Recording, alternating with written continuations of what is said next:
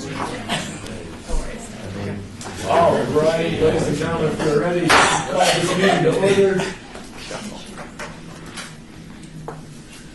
You bet. Thank you. Welcome.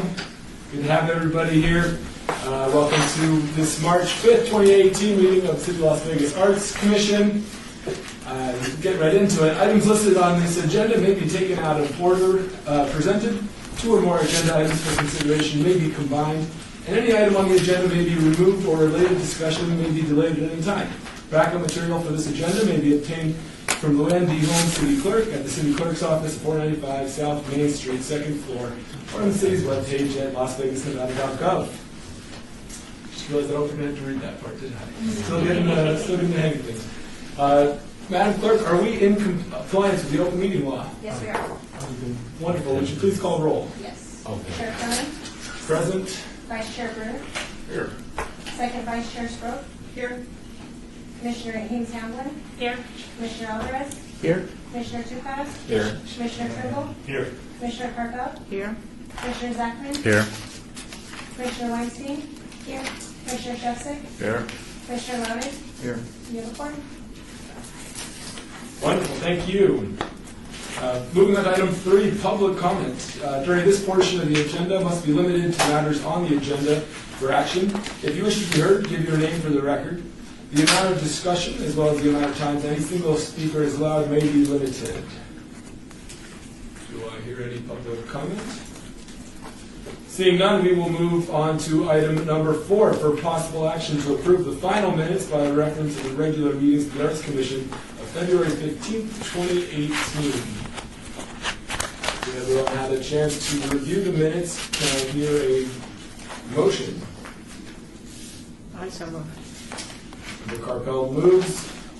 All in favor, say aye. Aye. Aye. Any opposed? Motion carries. Moving on to number 5, a report from the Arts Commission Chair regarding monthly summary of current initiatives, cultural events, and opportunities. The city is hosting a St. Patrick's Day Festival, open to all ages, this Saturday, March 17th from 1 to 8 p.m. at the historic 5th Street School, 401 South 4th Street. They need a new address. This family event is free and open to the public.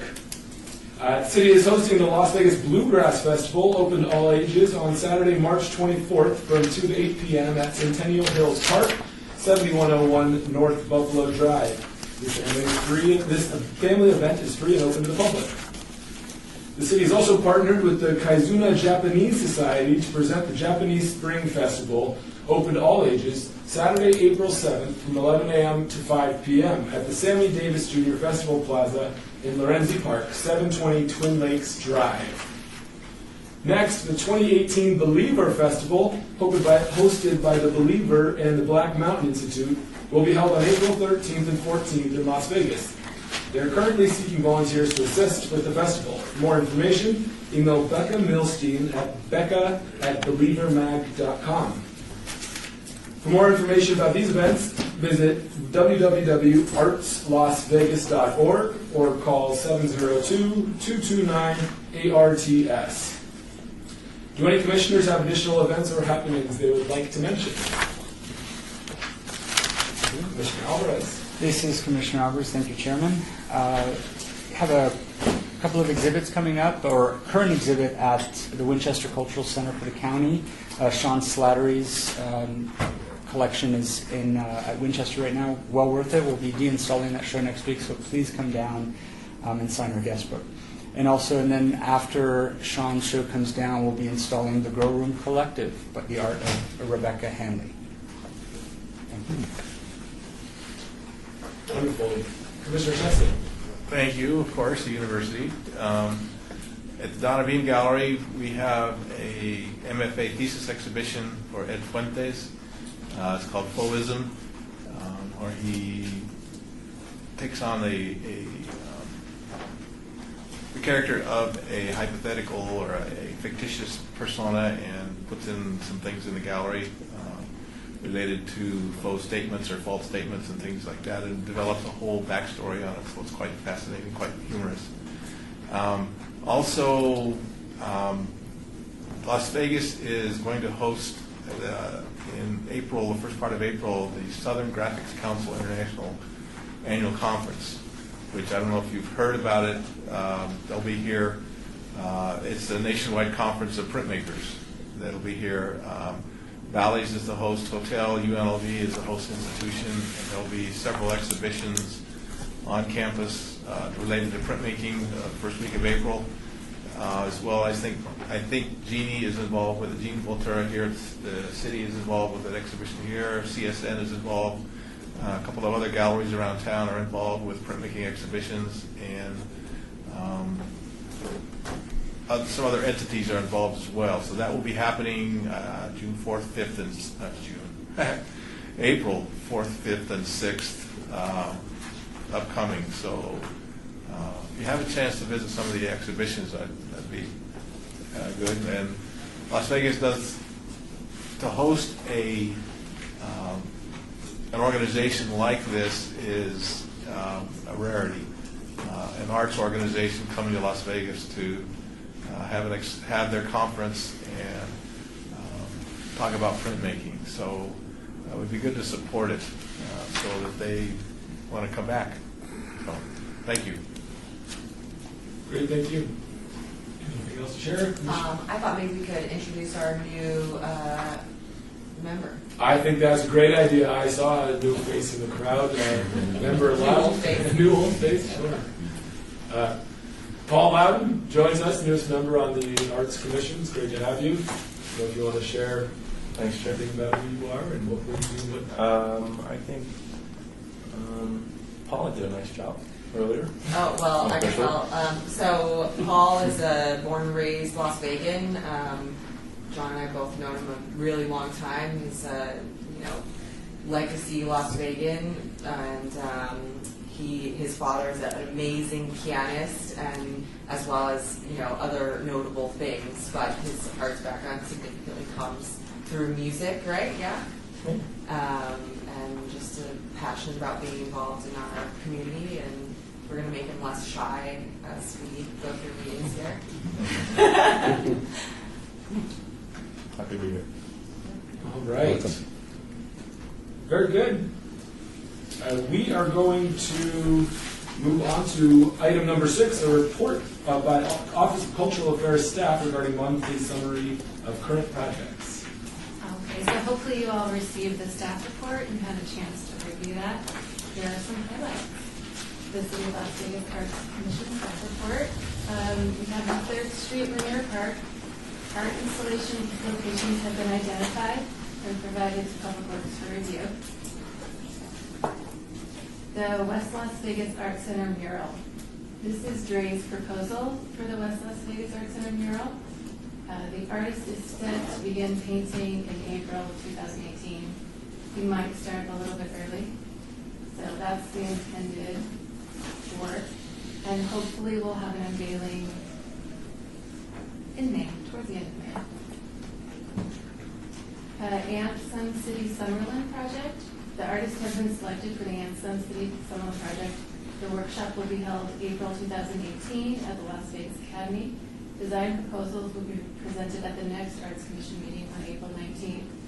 And you'll have a chance to see all of the proposals that the artists come up with then. The next one is Main Street Sculpture Radio Cemetery. The final inspection of the fabricated sculpture will be held next week on Monday, March 19th. And it's scheduled to install in August. Anybody have any questions? Can you tell me about this inspection? Is something that's open to us or public or? So Public Works is actually going to be handling the inspection. They just need to make sure that it's 100% structurally sound. And I don't see why you wouldn't be able to attend. And can you also clarify, this is part of the Main Street beautification project, and where exactly will it be placed? On the Main Street and Commerce Couplet. So right in front of the Gamblers, is it Gamblers store? Mm-hmm. Yeah. And there'll be a dedication event for this as well. Great. After the project completes in August. A long time coming. Right, yes. Thank you. This is Commissioner Alvarez. Laura, can you go back to the linear park? Sure. Thank you. Quick question. Are the existing trees on Third being preserved, or everything's being removed for the linear park? The trees, you know, I don't know if I have the planting plans for 3rd Street. I believe that this is all new plants that will be installed. That would be really probably a planning question. Okay. The reason why I ask, and I was thinking about this earlier, I live on Gas in Las Vegas Boulevard, and I just watched 5 80-year-old trees being felled because they're redoing Gas, and it was criminal. And I'm hoping, and I'll reach out to planning and ask them, that I hope that they're going to preserve some of the old growth, the last of the old growth trees that we have in downtown, especially right along the linear park.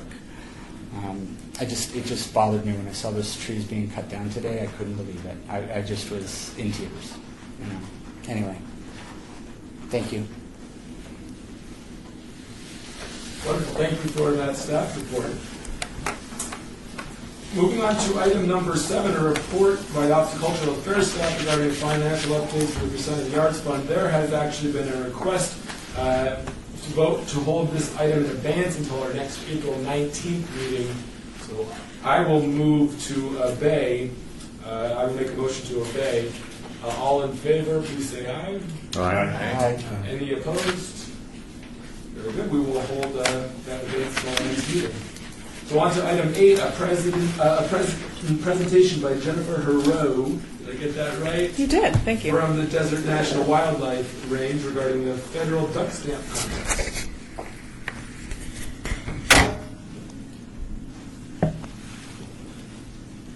Good afternoon. I'm Jennifer Heroux, Chief of Visitor Services for the Desert National Wildlife Refuge Complex under the U.S. Fish and Wildlife Service. I'm here to expand on the announcement I made at the last meeting about the federal duck stamp contest that is coming to Las Vegas in September. And let's see. Ooh, it does work. So very briefly, the history of the federal duck stamp. It is one of the longest running and most successful conservation efforts in the United States. It's existed since 1934. It was something started under Franklin Roosevelt. And to date, I have to update the numbers because the Federal Duck Stamp Office just informed me that to date it's raised over $1 billion and helped protect 6 million acres of land in the United States for the benefit of wildlife. So the program has existed for about 84 years and it's been going strong. It's through the sales of a stamp that currently costs about $25. It's available at post office, your local National Wildlife Refuge, online. The stamp itself, for the first few years, commissioned artists to do the artwork on the stamp. So it's a conservation tool, but also it's a piece of artwork. And in 1949, the artwork went under competition. So finally, after 15 years of existence, they opened it up to the artists of the nation to compete to become that year's image. It is a very unique contest in that it remains the only competition of its kind in the U.S. government, and it's one of the premier wildlife art contests in the country. It's only been traveling in the United States since 2005. So for most of its life, it was kept in the Washington, D.C. area, so it's a very big honor for us to bring it to Las Vegas. And for Fish and Wildlife Service, it's one of our premier national programs, so we're very excited, and we're hoping it shines some light on Southern Nevada for our national office. Over the years, you can see the artwork has evolved, especially as different stamp technologies have evolved, being able to capture the detail. But bringing the competition to Las Vegas, we wanted to bring the competition here because we really wanted to highlight Southern Nevada for a couple of things. We wanted to highlight it as a place for premier outdoor recreation, try to rethink what you could do when you come here. We also wanted to connect Las Vegans to conservation through the arts. And the event's going to be hosted at Springs Preserve. So the contest itself has a pretty small attendance. It's a niche art market, right? About 200 people usually come out for it, all kinds of people, the artists, their families, stamp collectors, agency officials. But Springs Preserve has agreed to do a fee-free weekend that weekend, and when that happens, attendance goes up exponentially. So we expect up to 3,000 people a day to come through Springs Preserve to have exposure to this opportunity. We have a range of events related to it. Of course, there's going to be opportunities for people to actually watch the contest live and in action. So that is, it's a really cool event to watch, to see it go underway. By the end of 2 days, they come up with the winning artwork and best in show and make an announcement right on the spot, and you watch it happen. So from an arts contest perspective, it's very transparent, open, and exciting. There'll be opportunities to see the artwork itself, the existing artwork for that year's competition, as well as the Junior Duck Stamp Program and Art Contest for Youth. So those two exhibitions will be temporarily up at Springs Preserve. But more importantly, we're hoping to do a range of activities for that 3,000 people that are going to show up at Springs Preserve that weekend, because the 200 people already kind of know what's going on. So it's that 3,000 people that we're hoping to do a big connect with. And again, the two goals for reaching out to them are to promote outdoor recreation in our public lands and to get them excited about conservation and wildlife through arts-based activities. So we're also hoping to do a skill-building activity fair with activities that focus on families and activities in the arts and crafts and outdoor rec skills. We're also going to have opportunities for more traditional vendor and exhibit fair, so that would be a fee-based participation, whereas the activity zone would be free for people to participate, as in the people doing the presentation, not the public. So the vendor and exhibitor fair would allow commercial activities, so people could vend in those spots or fundraise.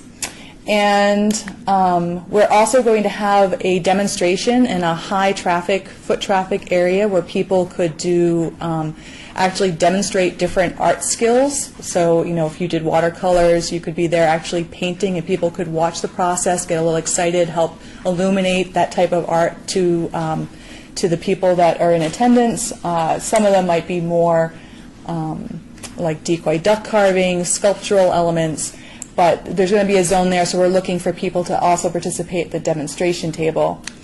And in addition, we're hoping to do a range of interpretive programming where we get to connect with people a little bit more in depth. So they might actually attend an arts workshop or go take a hike with the Audubon.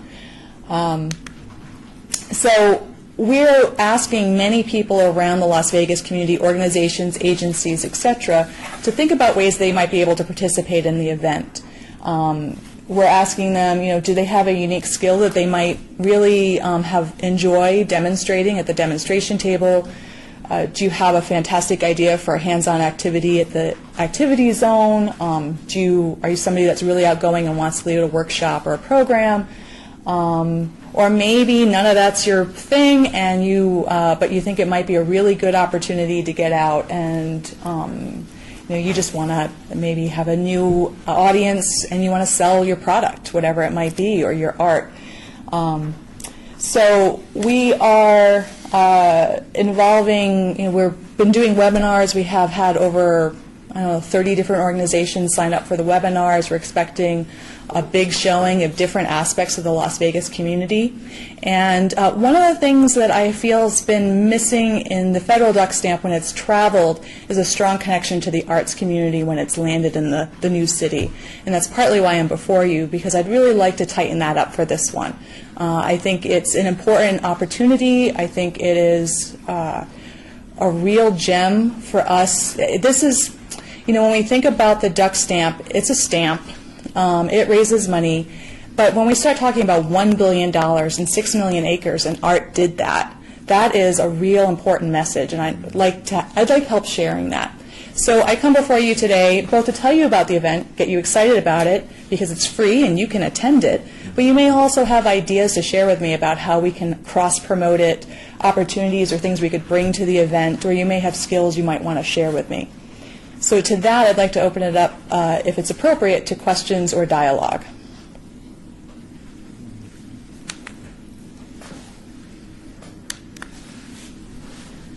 This is Commissioner Strode. I think what you're doing is a great idea, and I'm sure the arts community will rally behind this and help you any way that you need. Thank you.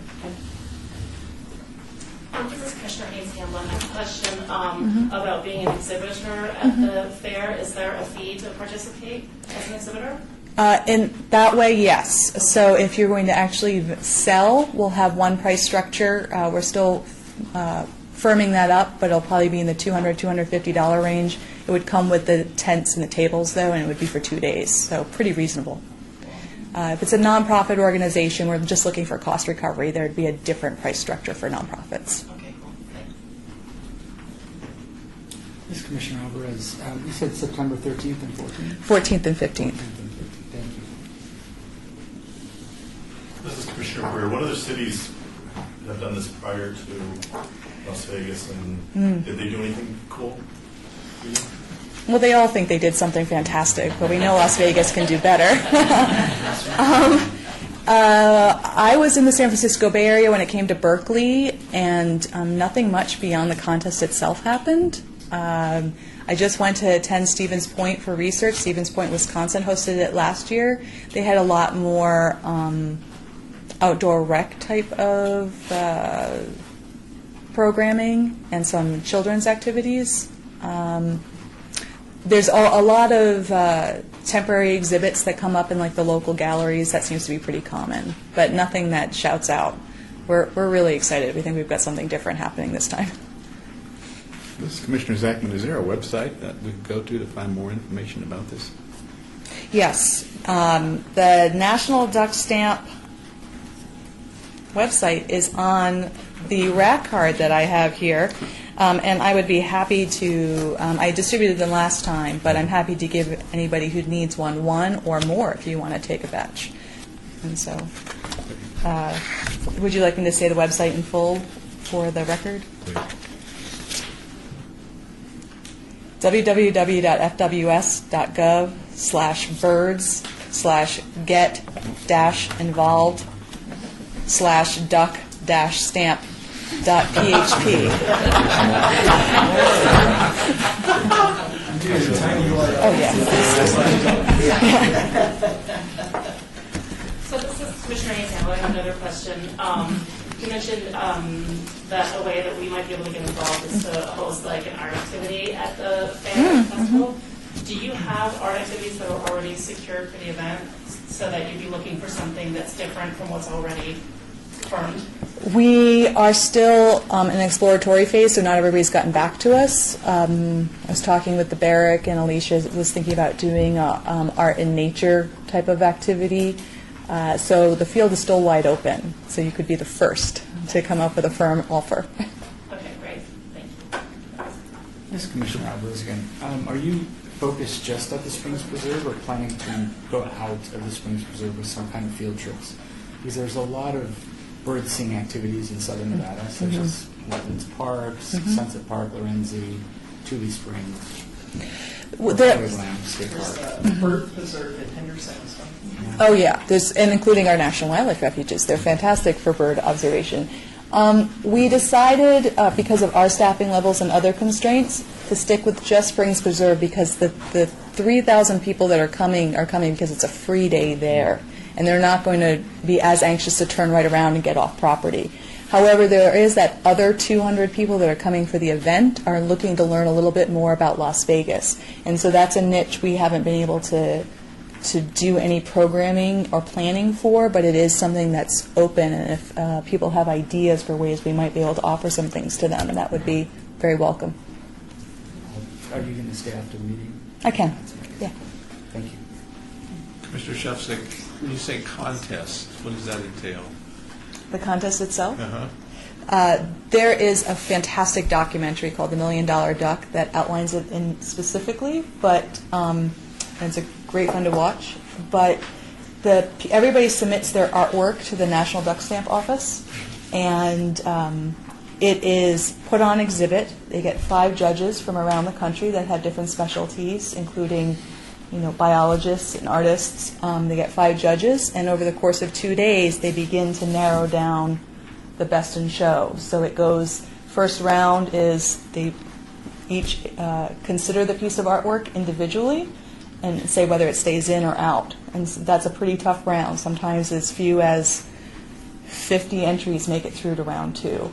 And then they just begin that process until they get to the end and they start scoring it with numbers. So it's an actual contest. It's the judging part. Yeah. It's not the making of. No, Okay. that's, yes, good clarification. You get to watch the judging in action. These pieces of art take apparently months to complete, and they have to also look good on a stamp. It's a very different type of consideration. Thank you. Sure.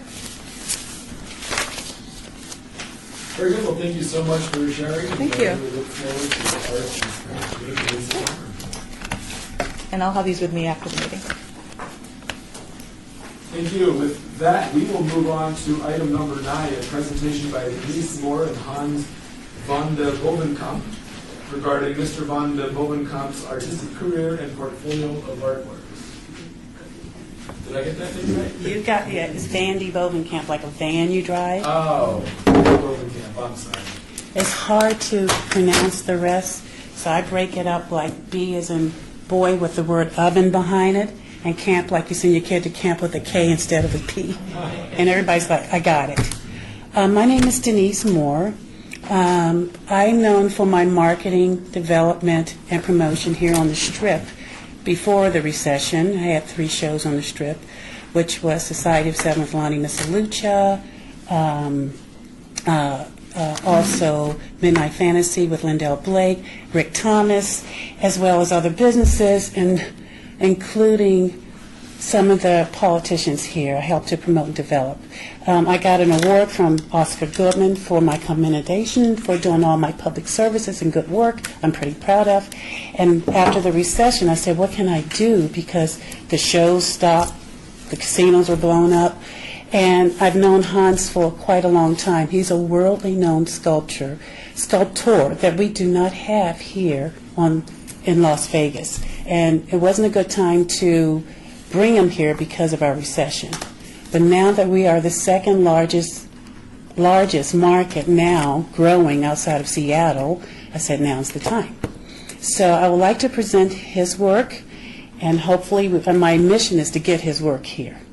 So I'd like to let you guys know a little bit more about him because he turns 80 this year. He doesn't look it. But he's been seen with Henry Moore, Picasso, and a lot of other people that are on the same level that I consider him to be one of the best sculptors, and he's known as the man of steel. I'd like to introduce Hans Vandy Bovenkamp. Yes, I stand here. Yeah. First of all, thank you all for inviting me to present my work, and I'm very blessed with Denise, who I'd visited Las Vegas before, but at Las Vegas, I feel the energy. I've been coming here for the last 6 years, about 3-4 times a year, and there's so much energy here with the building, the roads. And I work a lot with architects and engineers and landscape people, because some of these sculptures are very large, and they have to be safe. They cannot fall over, or this particular sculpture was designed to have 2 inches of ice attached to it and still hold up. So the inside looks a little bit like the Eiffel Tower. Mm-hmm. And this is just the skin that you see. It's a landmark, and it was a competition and about 200 artists worldwide who do large works entered this, and I was very blessed to be selected as there were 8 artists from Nebraska. They made a museum that is 452 miles long. It is Interstate 80, and every hour, when they felt people had to stop to use the facilities, they should have a sculpture. So there was a cultural aspect. So I did this. This is basically an intersection of several roads, and I set it vertically. And the landscape is very low, so it can be seen from a great distance. And at that time, the CB is very important. When I sat there by the sculpture listening, And the comments were amazing, you know, how people see your work. These are people I do not know. I know what my family and friends think. So maybe I'm going to if there the are next questions, just put up your hand and I can tell you more. This is just a sculpture that has traveled around the United States. It came back to the farm. I live in the end of Long Island. And that's where I have my farm with studios, and I have my assistant there. I would love to come to Las Vegas if there is a good reason to come here. You mean to bring I see a lot of opportunities, and that's why I've been coming to visit and joining these meetings. This is also an exhibit. I exhibit cities that invite me to loan a half a dozen sculptures in areas that are either very popular. This happens to be on a waterway, on a river or a water site, or in areas downtown where there are not that many people. And by putting up art, they have drawn people and has actually increased the real estate value. I've never had graffiti on my sculpture, which is amazing. This sculpture and the one you saw before and this one, this is at night, lit. And like this particular treatment of a body grinder, you know, what they use in the car industry, you get all the little hieroglyph, not hieroglyphics, calligraphy. And it picks up the light, and even in color, a picture before you saw the same portal in daylight and then with lights on it. And this is in Sarasota. They had a half a dozen pictures. I'm sorry, I'm going to have to go faster. Pardon me? I have to go faster. Yeah. I'm sorry. This is called Oracle, and it has to do with a portal, with a window to a specific view. This is about 10 feet tall, and this is in the city of That's in Chicago. Rockport, Illinois. That's Chicago. Again, they had like a half a dozen pieces, and you have it for a half a year or a year, and they provide the transportation, you know, back and forth. But usually it just travels around the United States. Okay, if I can say something, I've taken his large sculpture and turned it into jewelry. The piece you see there is Oracle. So that I wanted to bring that up while we're here, because he's coming out with his own jewelry line as well. Yeah, I went so big that finally Denise came and said, "Can I make them really small? Something you can hold. So we can carry several rather than get tractor trailers and cranes." This is much earlier works that had to do with sun. When you drop a stone in the water, you get concentric circles. And when you do a cross-section, you get a wave. So I did a whole series of about 40 of these. They're placed all over the United States, and actually I have sculptures all over the world. Mm-hmm. The portals that you saw earlier was in Japan, in a park. That's and they're big enough to drive a car through. Yeah. That's coming through. This is a smaller portal. This is a sculpture, and what is so beautiful is that these are the fall leaves. This sculpture has a patina. This is bronze, and the patina is almost like fall leaves. Which you can fill his patina. I brought some of his samples here. If anybody wants to fill These it. are small pieces. So when I travel to meet a committee like this, I bring the concept large, and I bring a little model with me, so they see actually in reality what it feels like. Here are some more portals. This sculpture is still in a park in Oklahoma City, across the building that was blown up, and the sculpture is still standing. Sometimes I do sculptures as odes to artists. Miles Davis, a jazz musician, purchased one of my works, so I did an ode to Miles Davis. This is interesting. They asked me to do a sculpture. This is an insurance company from Norway. And to me, when I looked at this looked like a music bar. So I thought I should design a clef that is used in the beginning of a music bar to say what type of music. You have a question there? This sculpture is titled We the People. We the People.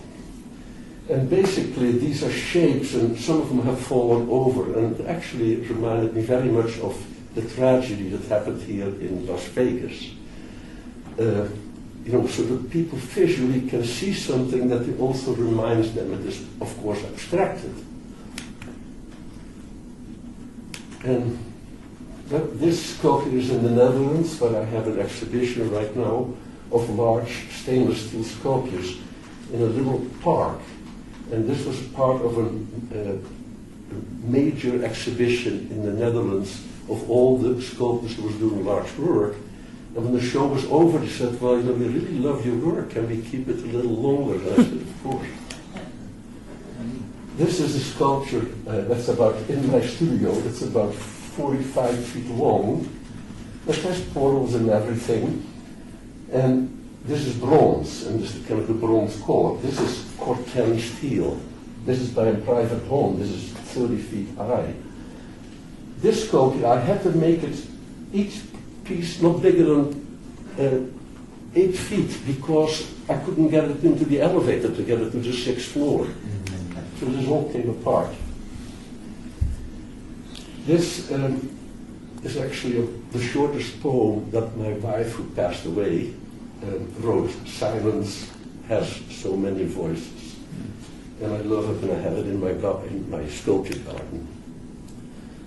This is a pretty big sculpture. This is my studio facing south with solar panels and these garage doors with the glass that open up.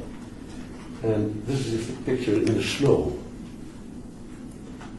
That's in Texas, that one. That's what George, Texas. This particular piece is, they call this the Flying Saucer Airport. This was outside of Chicago. This water comes down, and I think the next picture shows you. No, well, this is a different one. This The one previously, he wanted to use a city center. He said, because we were walking the city center, he goes, how come everybody has the same waterfalls with the water going down the walls? I can sit here right now and draw something differently. So he drew them as martini glasses in the center of city center with the water coming down in different colors. And I don't think I have it. I don't think I have it in this one.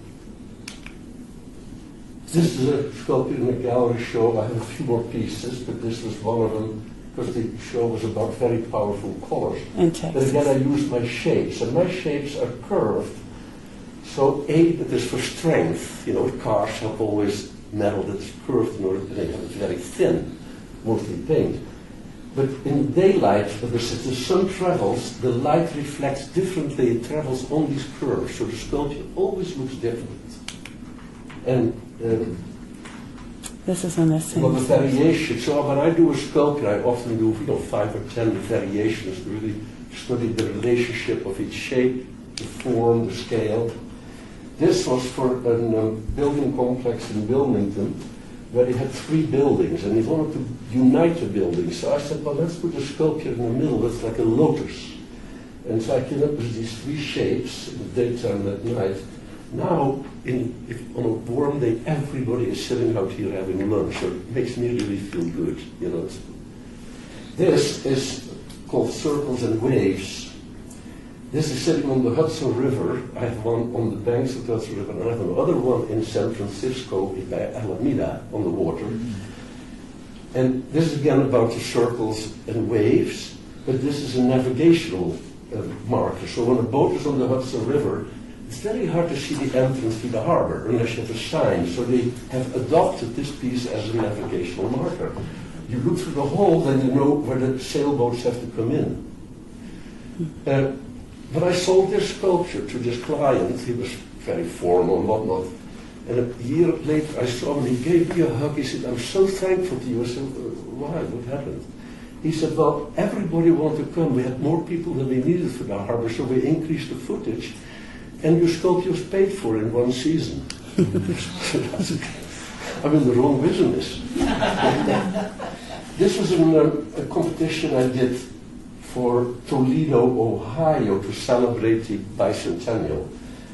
Here, these are clouds. There's a river called the Maui River, but clouds never come on the land, and they really like water and rain. Rain is very. So I said, let me do 3 clouds. And the bottom shapes make it feel like there's the wind. And these are about 30 feet tall. And in the wintertime, it freezes up, so it gives it a very different feel. look.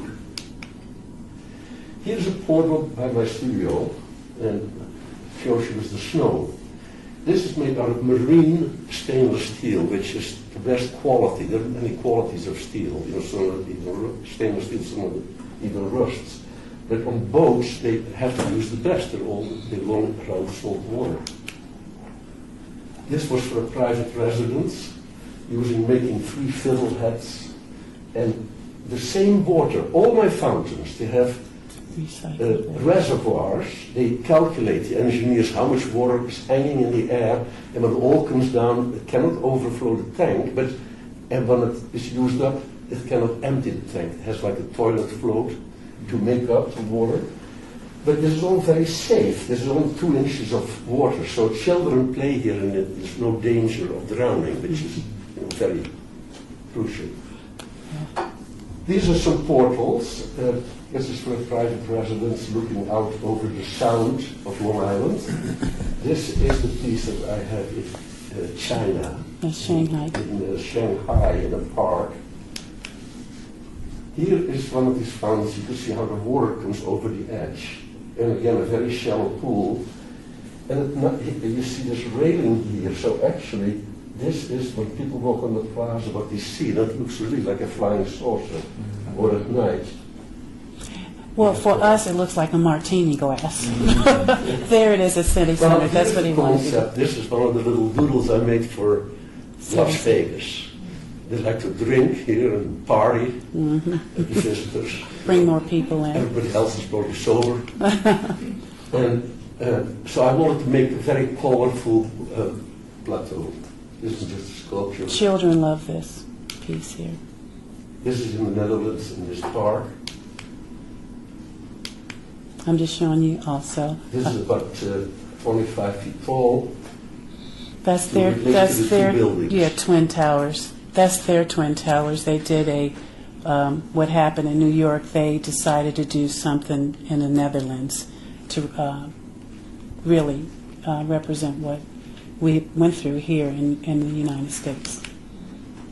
This is sculptures in Corten, which is a non-rusting, that rusts and then it stops. It's used for parking lots. And that's the greenhorn. It's called Green Thunder. Yeah, sorry, wrong. That's Oracle.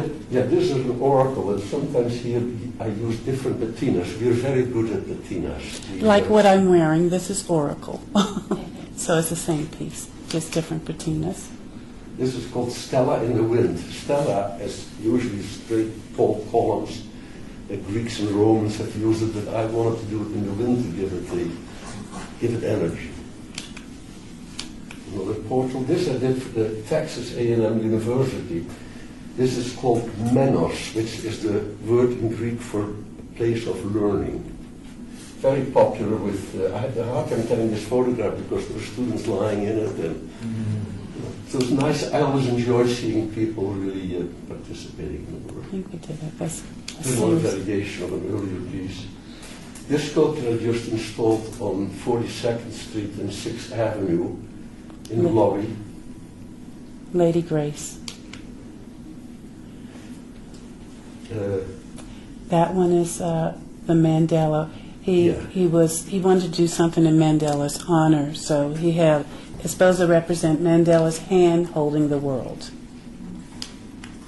These are his sculptured gates. I'm just going to go through these really quick, but he has sculpture gates too that people have been buying. Yeah, amazing. This is to keep bears out of upstate New York. So the entrance to a sculptured park. Yeah, it's amazing. They wanted to keep the bears out. This one is at my house, so people drive up, this opens up, so it's animated. Well, you couldn't keep it at your house here because you only have like a little apartment here, townhouse. This was the sketch, I mean, full-scale sketch. And the creative adaptation was me. This is it. This is a presentation I put together for him, for his work, so you guys can get a good idea. I do have a package, if anybody would like to have a package of his book, and his USB to keep for research of any projects that come up. You have it. I have it over here if you'd like to pick it up. And thank you. Thank you, Hans. Yeah, thank you for your time and giving me for my work. So if you'd like to fill any of his pieces, his patinas, see how smooth. Do you have any questions? They may have questions for you. Oh. I know, he went and sat down. This is Commissioner Zachman. Sir, I believe your work is magnificent. The scale and the thought that goes behind it, I like the idea of the portals, and I love the idea of nature coming into your work, especially seeing the snow and the sculptures in the wintertime. And it just makes the whole thing come together, so you're a very talented man. Well, I was brought up, obviously, in Europe, and I was 18 when I left, and I went to the University of Michigan.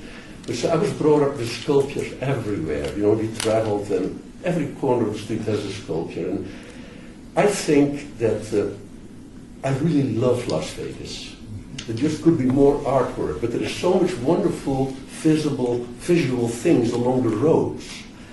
And the gravel, I love the gravel, because to me these are huge sculptural shapes where the road goes down, and then we have these animals or trees or whatnot, you know, it's kind of fun. It's a fun city. And I think with some of the buildings, you know, when you're looking for 1263.05, some of the numbers are only this big. It's very hard to see. But when you say, well, we by the building, you know, with the red sculpture, everybody says, oh, I know what that is. You know, so it is also a landmark. And I think that's what art should be. And it should be, it's a form of entertainment. And this is the city of entertainment. And I hope, and other artists, I really already know that more and more artists are coming here. But there is really, you know, they're looking for galleries and places to get off the ground. Any more questions? No more questions? No? Okay. Thank you so much. Thank you for coming and sharing. I know we're over our time limit, so we'll probably get a bill. I was rushing, I'm sorry. But I know she said 2 minutes. Very good. Moving on to item 10, discussion regarding topics for future agenda items by the Commission. Comments made during this portion of the agenda by individual members shall refer solely to the proposals for future agenda items, and any discussion shall be limited to whether or not such proposed item are within the purview of this Commission, and or whether such proposed item shall be placed on the future agenda. No discussion regarding the substance of any such proposed topic shall occur, and no action shall be taken. Any items for discussion?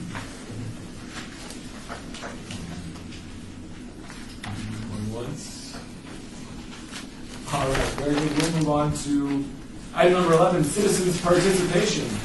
Public comment during this portion of the agenda must be limited to matters within the jurisdiction of the Commission. No subject may be acted upon by the Commission unless the subject is on the agenda and is scheduled for action. You wish to be heard, give your name for the record. The amount of discussion on any single subject, as well as the amount of time any single speaker is allowed, may be limited.